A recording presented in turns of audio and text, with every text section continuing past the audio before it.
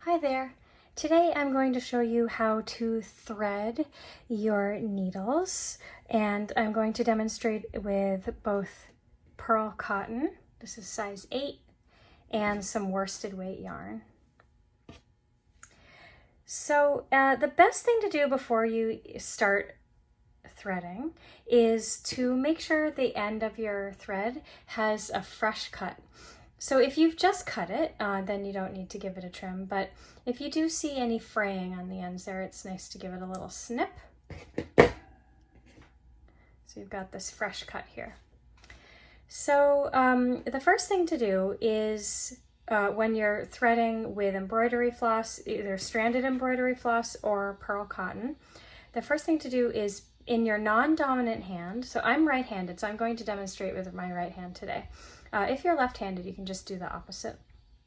So in my left hand, or your non-dominant hand, you're going to pinch the end of the thread that you've just snipped between your fingers like this, and so you can't even see it anymore. And then just open your fingers the slightest little bit, and you can start to see the thread peek out. And then get your needle, and then place the eye of the needle flat right over that little bit that's peeking out. And kind of wiggle it back and forth gently, and it should slide right through. If it doesn't, you can use a little bit of spit or beeswax or thread conditioner to get those threads to stick together. But if it's a fresh cut and your needle eye is the appropriate size, it should go through fairly easily. And so wiggle it back and forth, and then once it's through, you can continue pulling it. And then you've got it through. Now this is the tail end that goes through the needle, and this longer end is called your working thread. Okay? You can also thread that with a threader. So if you're having trouble threading, or if you're threading really thin, really fine fiber into a needle with a very small eye, it can be helpful to use a threader. So this is a wire threader, and this is best for lighter fibers. You don't want to use this with anything thick.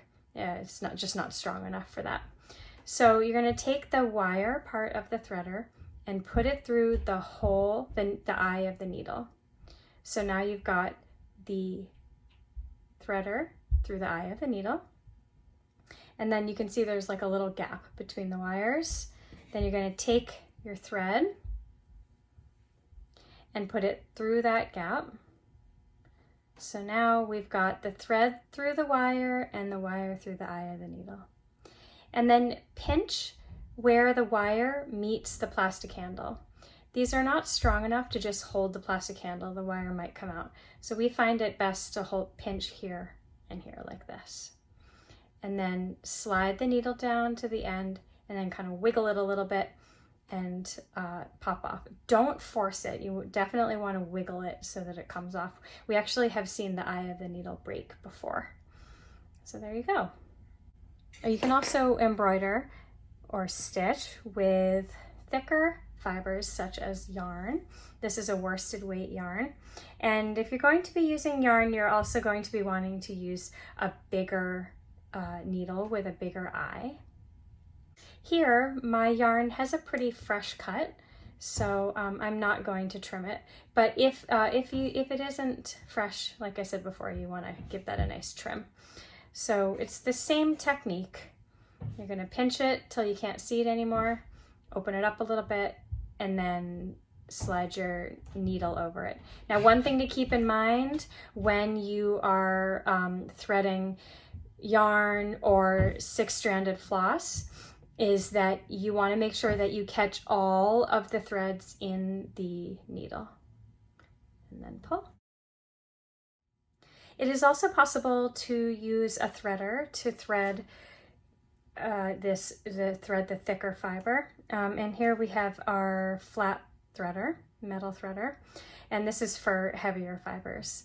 So it's the same principle as the wire threader.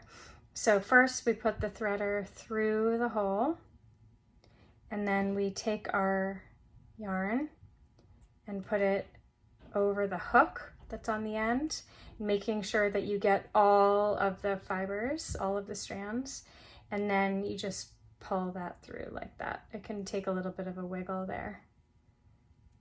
There you go. And that's how you thread. Happy stitching!